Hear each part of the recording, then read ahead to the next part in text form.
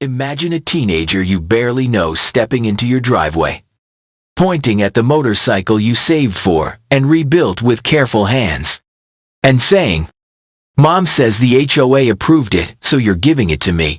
What would you do if the board that's supposed to keep trash cans tidy tried to rehome your pride and joy? I mean, seriously. What then? My name's Tom Bennett. I moved to Maple Ridge because the street was quiet and the oaks threw nice, heavy shade. I wanted a place where Saturdays sounded like birds and a lawnmower a few houses away. Not the grind of the city. The Harley in my garage is older than some of the paint on these houses. I call her Old Glory, 'cause the tank has a hand-done blue that looks like deep sky just before sunset. It isn't some showpiece.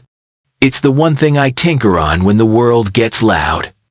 The HOA here, Maple Ridge Community Association, likes things a certain way. Fences a hair under 4 feet. Mailboxes black, not bronze. Flags allowed on certain days. But the mount has to be on the right side of the porch, not the left. There's folks who love that kind of order. There's others who, put up with it in exchange for decent roads and a clean pool. Karen lives 3 houses down. Corner lot. White shutters. She's the board's vice president and the kind of neighbor who measures grass with her eyes. Polite in emails. Not so polite when she's standing on your lawn. We were cordial for a while. Then came the part where she decided my life needed adjusting. It started on a bright Saturday in early spring. I'd finished oiling the chain and tightening a loose mirror mount. I was inside, rinsing coffee cups, when a lean kid in a gray hoodie walked halfway into my garage like it was a showroom. He couldn't have been more than 16. He jerked his chin at Old Glory. "I'll take that one," he said. I thought I misheard. "Say again, my mom said you'd give it to me." She talked to the HOA.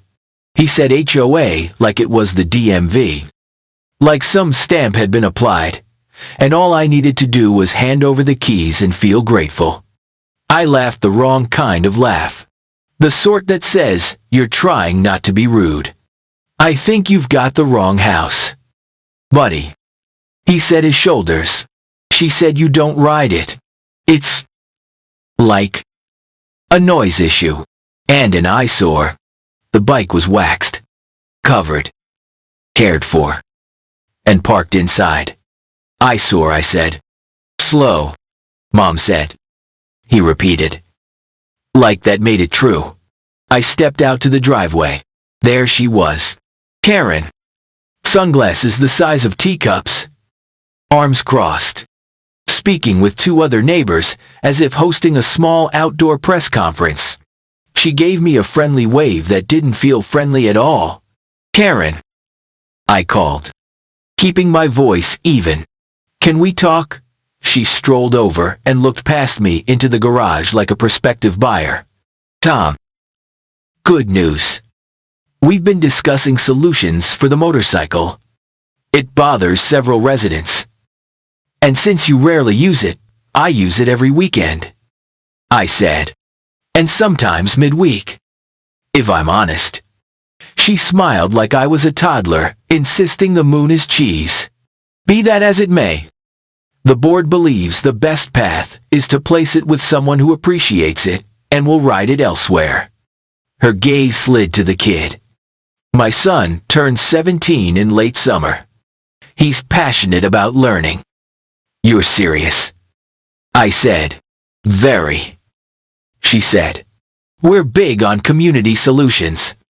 I let the silence grow tall. "The answer's no." Her smile thinned. "I was hoping you'd be neighborly. We can do this the easy way or the formal way."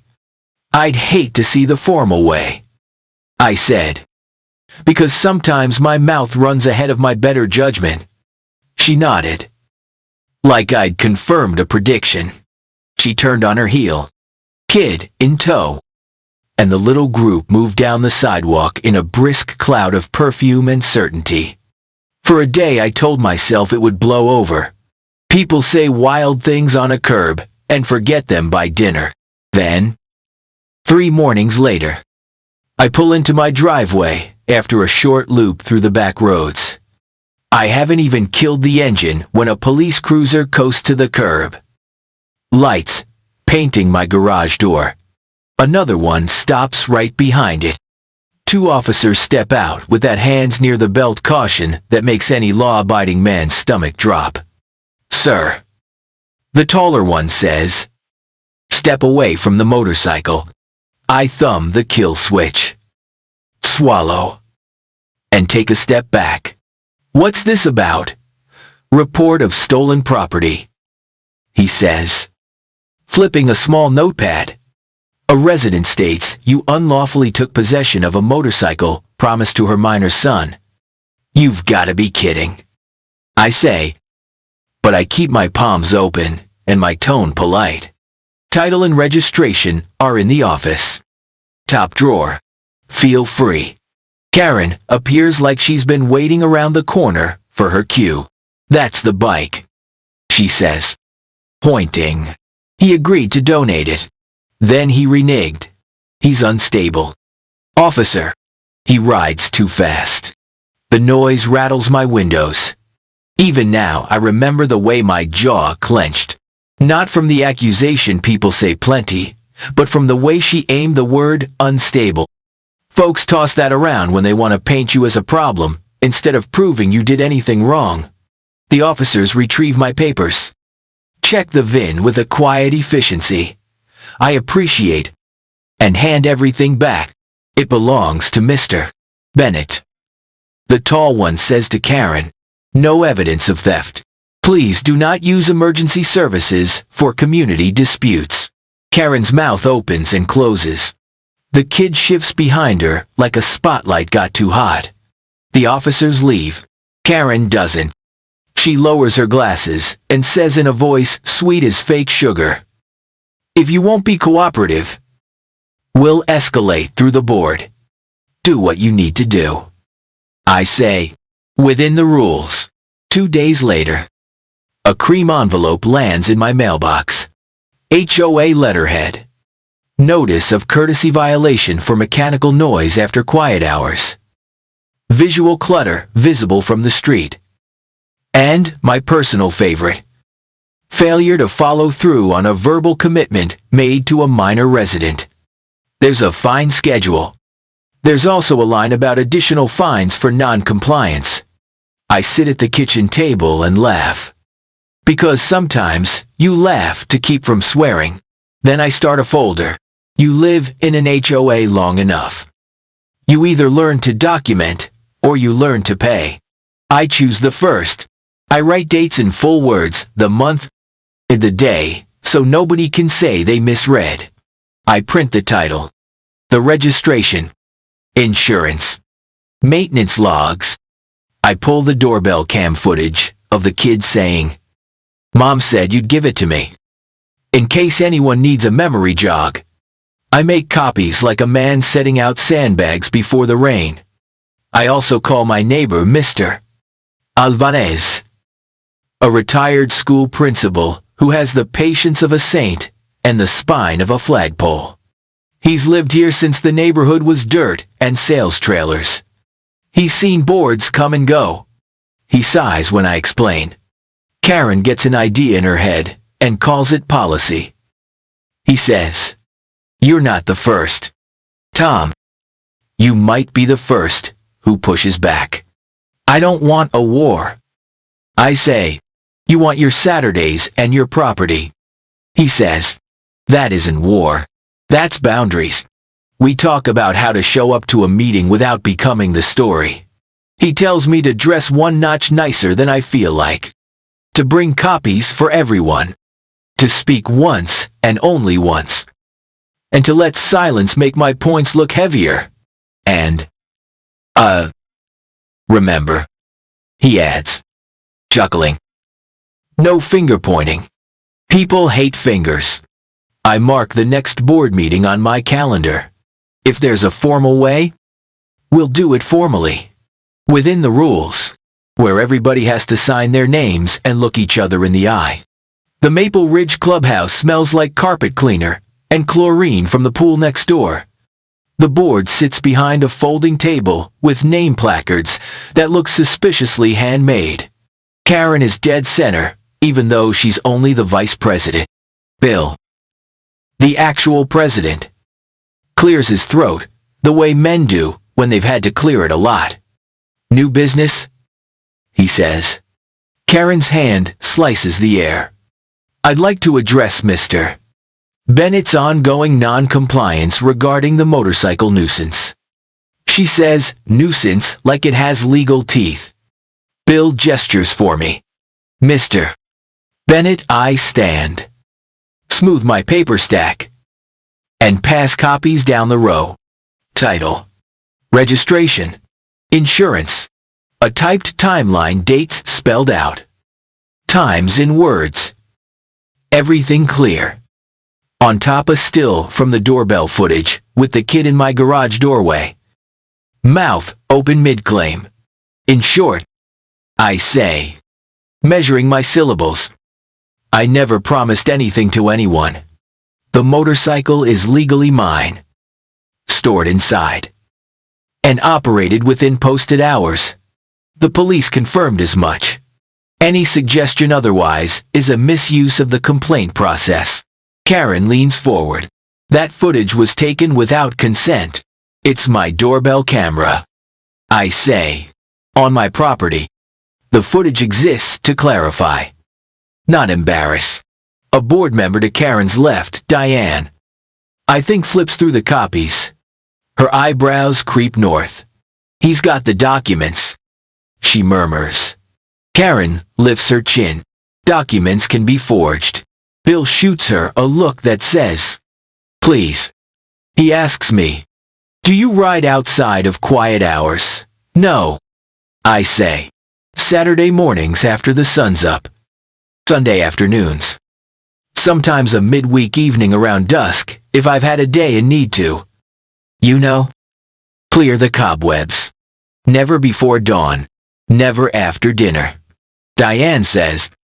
Any complaints besides Karen's bill flips through a thin stack. We have one other from a property on the opposite corner. Unverified. I spoke to them yesterday. I say. They said they wrote that after Karen told them, the board already decided I had to stop riding. Diane's mouth tightens. Bill sets his pen down. The room hums in the way rooms do when everyone's blood pressure rises together. Given the documentation. Bill says. I move to strike the violation and ask that all parties refrain from informal pressure tactics. Karen stiffens. You can't just I can. He says. Not unkindly.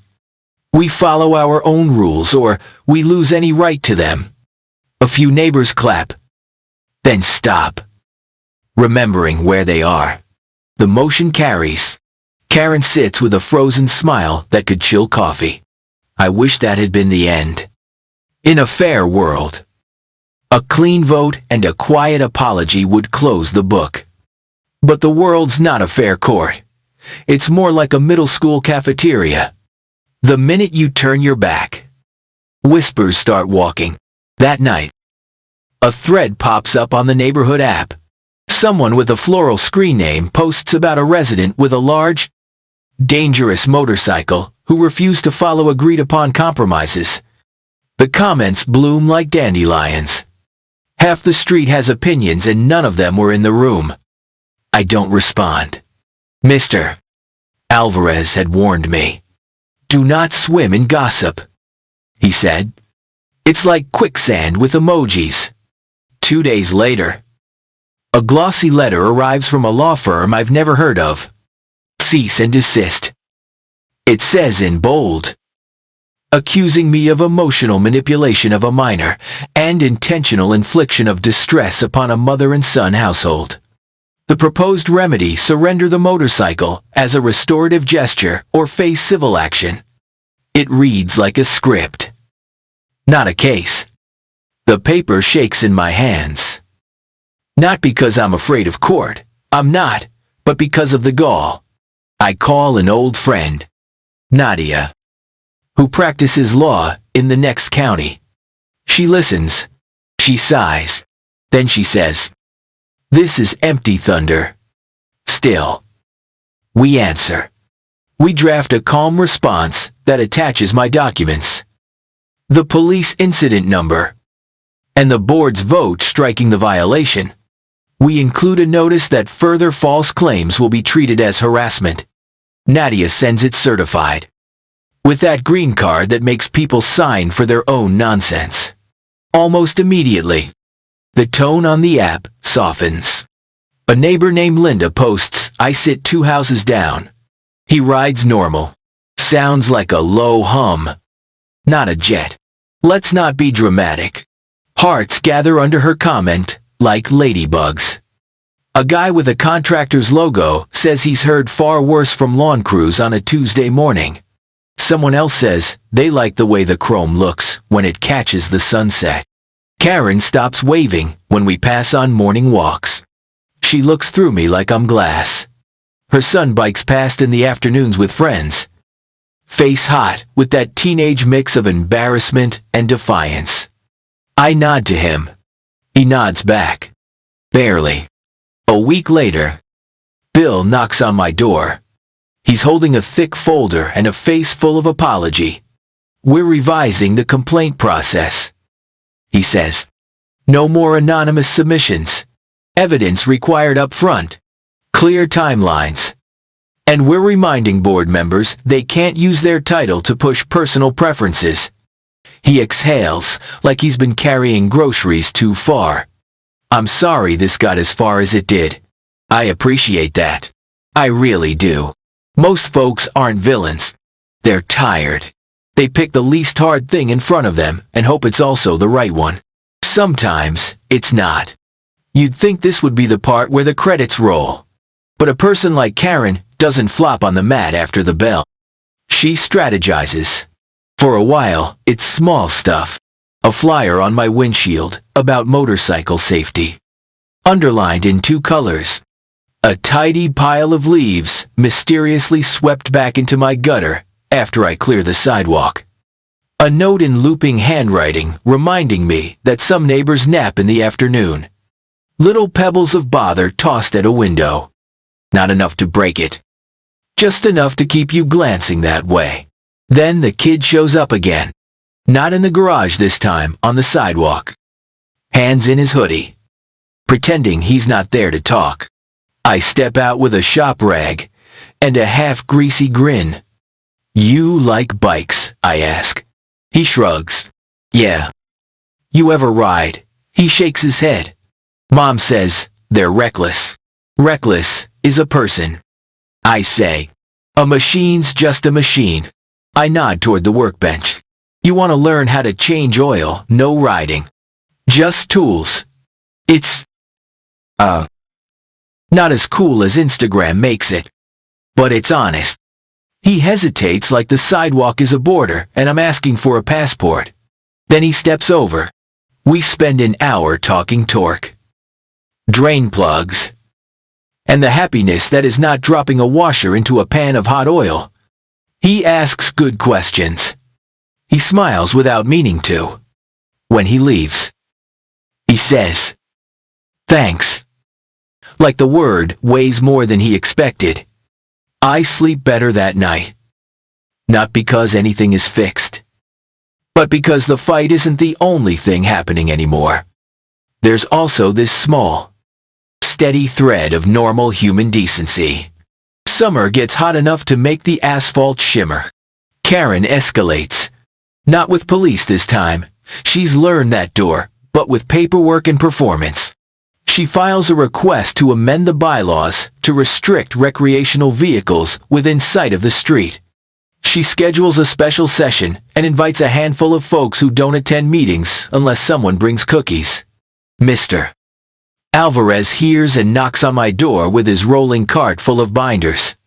"Homeowners, forget they are the association," he says, chuckling. "Let's make sure they remember." We go door to door. Not with pitchforks, just with facts. We talk to new families and old-timers whose knees creak on their porches. We explain that today it's a motorcycle. Tomorrow it's your kayak or your granddaughter's lemonade stand. We say rules should prevent harm, not outlaw personality. People nod. People sign a simple statement: keep the rules we have. Don't invent new ones to solve one person's annoyance. The night of the session. The clubhouse is packed. Bill looks surprised and grateful. Karen looks like a host whose party outgrew the living room. She opens with a slideshow, stock images of roaring bikes, statistics about accidents pulled from states we don't live in, quotes from articles she skimmed. It's about safety, she says, pitching her voice to sound reasonable. And cohesion. Mr. Alvarez raises his hand and waits until she has to call on him. He speaks softly, which makes people lean in. We are a neighborhood, not a museum, he says. Cohesion doesn't mean we all own the same life. It means we tolerate the differences that do not hurt us. Then he gestures to me. I don't love speaking into a microphone, but I do it. I keep it short. No accidents. No citations. No riding at rude hours. The board already struck the violation. Let's not write law to settle a grudge. Karen looks past me, like I'm the weather. But the room isn't with her. A young dad in a baseball cap stands. I don't even like motorcycles, he says. But my boys' bikes are on the porch, and my kayak's on the side of the garage. If we start banning everything somebody doesn't like the look of, we'll all be hiding our lives in the attic. The motion to amend fails by a wide margin. Karen's smile is still on, but it's empty now, like a store display after closing time. Outside, as people drift toward their cars, her son loiters under the pool lights, scuffing his shoe on the curb. You coming to help Saturday? I ask him. He looks both ways, as if kindness were a thing you had to cross the street for. Yeah, he says, softer than before. Don't tell my mom. Scout's honor. I say, see you at 9. We do small jobs. Air filters. Cable adjustments. How to listen for a ping that means you over-tighten something. There's a rhythm to this, I tell him. And once you hear it, you can fix things without getting mad at them. He grins. He's got good hands. A person who's learned to be careful can learn anything. Around midday, Karen storms up the driveway. Sunglasses on. Voice set to courtroom. You are exploiting a minor to antagonize his mother, she says. I'm teaching him to use a wrench. I say, he's welcome to leave any time. The kid doesn't move. He looks at her and doesn't blink. That, more than anything, seems to infuriate her. She huffs, mutters about documenting this, and retreats with the dramatic precision of someone who hopes the exit will echo. Sorry, the kid says. You didn't do anything wrong, I say. Also, your cable tension's perfect. Nice work. He smiles at the ground. We keep going.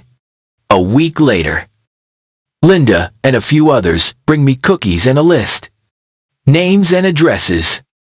People who've had their own small run-ins. Porch chairs that were not neutrally toned. A bird bath that was too whimsical. A service dog vest that clashed with the aesthetic. Little indignities that add up to a neighborhood walking on eggshells. We don't talk about overthrowing anything. We talk about decency and process. That's when Bill calls.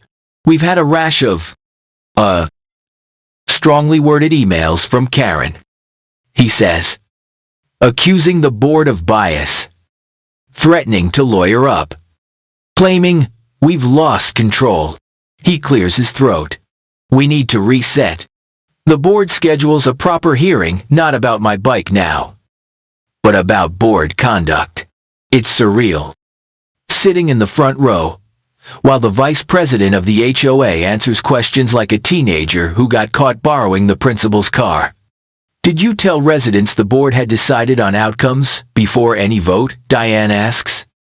I conveyed likely outcomes based on precedent. Karen says, did you instruct your son to solicit property from a neighbor? Bill asks. Sounding weary. I encouraged a community solution. She says, did you call the police to report theft of an item you knew you did not own? Diane asks. I called to report a broken promise. Karen says, which, in spirit, is theft. That last line lands like a dropped plate. People wince. Bill pinches the bridge of his nose. They break for 10 minutes. When they return, the board votes to censure Karen and to remove her from the role of vice president pending a community vote. They lay out a straightforward path, a petition, then a special election. It isn't a firing squad. It's a process clean, boring, blessed process. Karen stands, collects her papers, and fixes me with a look that could unpeel paint. This isn't over, she says. I hope it is. I say, not unkindly, for everyone's sake. Here's the part. Movies skip the weeks where nothing dramatic happens, and you still have to carry on. The petition moves around like a birthday card at a big office. People sign. People hem and haw. People avoid answering the door because confrontation is a flavor they don't like. I go to work. Come home. Open the garage. And let the smell of oil and old leather reset my brain. I ride on Saturdays. I wave at dogs. Karen sends a final letter, another firm. New logo. Same bark. Nadia laughs when I forward it. They're hoping you're tired, she says. Bullies get creative when they meet a boundary. She pens one last response that is 2 parts legal and 1 part politely bored. After that, the silence from the letterhead crowd is total. One steamy afternoon, I hear a soft knock. It's the kid. Hands shoved deep into his pockets. She grounded me, he says, for turning a wrench, for undermining the household. He air quotes without irony. I can't come over for a while. I nod. Okay. Shop still here when you can. I pause. You doing okay? He shrugs. Then nods. Better when I'm here. He glances toward the Harley. It's like when the engine's smooth. My brain's quiet. Same, I say. It's why I ride. He grins. Sudden and real. Yeah. Then he goes. Quick. Before either of us has to talk about feelings for more than 30 seconds. The special election draws more turnout than the neighborhood has seen since the pool heater broke one winter and everyone wanted to yell at the same time. People line up under the oaks in folding chairs, waving themselves with the ballot instructions, like they're good for breeze. Bill looks tired, but lighter. Like a man who finally put down a heavy bag. Karen arrives late. Sunglasses on. Chin tilted. She doesn't campaign. She glares. It's not my favorite look on anyone. But it's a choice. When the votes are counted, the result isn't close. She's removed from the board. No cheers. No jeers. Just a release. A community shrugging off a too tight sweater. I expect some explosion. Some dramatic last stand. It doesn't come. Maybe bullies are loud until the room looks back at them all at once. Maybe this room finally did. In the weeks after, small miracles happen. The board posts a clear timeline for complaints. They require evidence, not vibes. They add a neighbor-to-neighbor step for small disputes, with a little one-page guide about how to write an email that doesn't light a fuse. Mr. Alvarez drafts a paragraph that says, in plain words, that rules exist to prevent harm, not to stamp out personality. A handful of us sit around a table and wordsmith that sentence until it reads like common sense. Karen keeps to herself. She walks the loop with earbuds in, eyes far away. Sometimes she looks like she might say something. Then she doesn't. I let the quiet be. Not every story needs a reconciliation scene. Sometimes the kindest ending is distance. The kid returns one Saturday in late summer. Sweat already shining on his forehead. Grounding lifted. He says, "Can we try brake pads?" We can. I say, "Toss me that socket." We fall into the rhythm. Loosen. Lift. Replace. Tighten. Test. He's careful. At one point he says, "I told her I wasn't going to take something that wasn't mine." He stares at the rotor like it might judge him. She didn't like that. Being a person sometimes means disappointing someone who taught you wrong. I say, gently, "You'll live." He nods. He will. That evening, I roll Old Glory to the curb and sit on the step with a glass of iced tea. The light goes gold. A couple walks a beagle who tugs at whatever smells like last week's barbecue. Linda drives by and waves like we've known each other longer than we have. Mr. Alvarez waters his tomatoes. The neighborhood looks finally like a place that can hold different kinds of Saturdays without breaking. Gonna ride the kid calls from down the sidewalk. In a bit.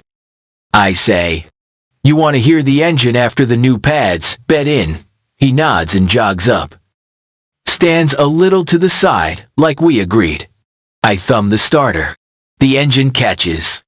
Low and steady. Not a scream. Not a roar. A hum with a spine. It sits in the air like a promise that isn't loud about itself. A few porches away, someone claps once. Just once. Like a joke everybody's in on. We smile. We let the evening be.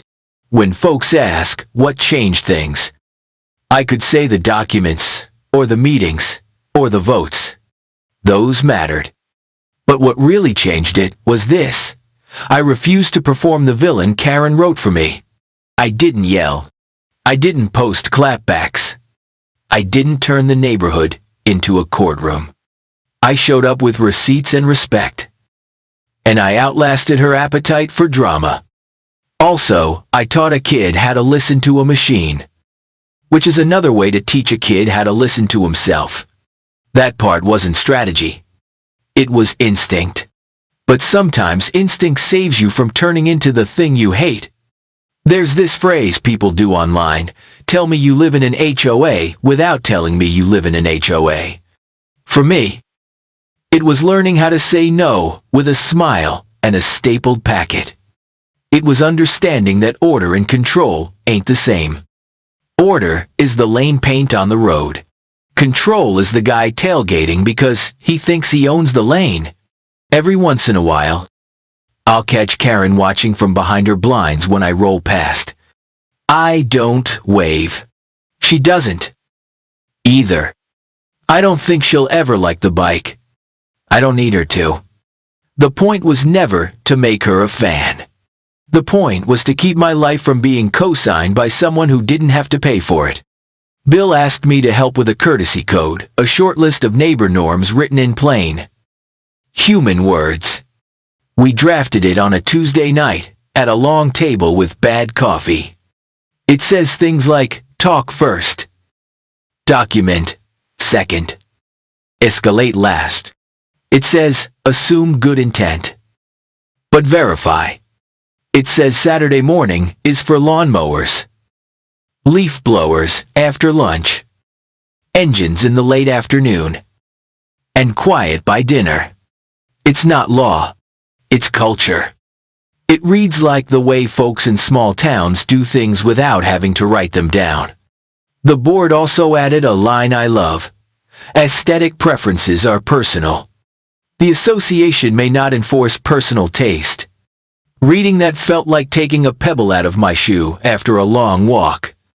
A neighbor I barely knew, a nurse who works nights, left a note thanking me for keeping my rides to reasonable hours. She said the hum sometimes helped her fall asleep after a rough shift.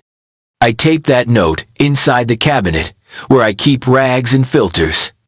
Not because I need permission, 'cause it reminds me I live around people. Not a policy book. One Saturday I took Old Glory farther than usual, out past the lake, where the road slims to a 2-lane ribbon and the pines open up. I thought about the kid. About Mr. Alvarez. About Bill learning to be a president in public. I thought about all the little ways neighborhoods go wrong and the little ways they get pulled right again. Not by big speeches, but by small, boring courage. When I rolled back in, the sunset was painting the street in that soft peach you only get a few times a year. The kid was tossing a basketball by himself. He waved. I parked, pulled off my helmet, and sat there a minute in the engine's fading warmth. Feels different now, he said. It does, I said. Feels like a place that can breathe. He nodded. Thanks for, not being mean about it. I had to learn that, I said, the hard way. Once. I didn't tell him the story that made me say it. Some things you keep for the day they'll land. Later, Mr. Alvarez ambled over with 2 iced teas sweating in the heat. He handed me one and clinked the glass like we'd just closed a deal. To boring governance, he said. To boring governance, I repeated, laughing. And to neighbors who don't need the last word. He sipped.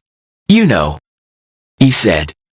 When I first moved here, we had a lady who tried to ban porch swings because she didn't like the creak. The board then had to remind her that wood makes sounds. People make sounds. Communities are the art of choosing which sounds we live with. That's a good line, I said. Steal it, he said. Use it when the internet asks for a caption. I grinned. I ain't that online. Sure you're not, he said, smiling like a man who knows every secret on this street.